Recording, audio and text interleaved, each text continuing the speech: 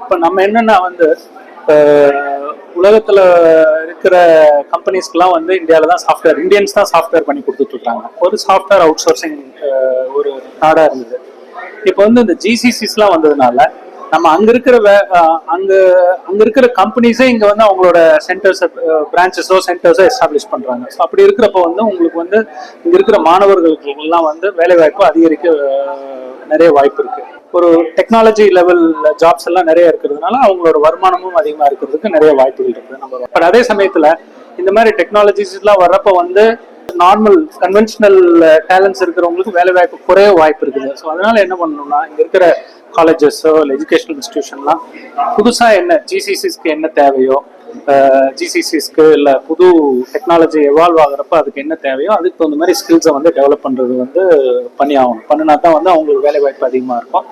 But கண்டிப்பா இப்போ இங்க கிராஜுவேட் பண்ற மாணவர்களுக்கு நிறைய வேலை வாய்ப்பு அதிகமாகும். அண்ட் அவங்களுக்கு அதிக சம்பளத்தோட வேலை வாய்ப்பு அதிகமாகிறதுக்கு நிறைய சான்சஸ் இருக்கு.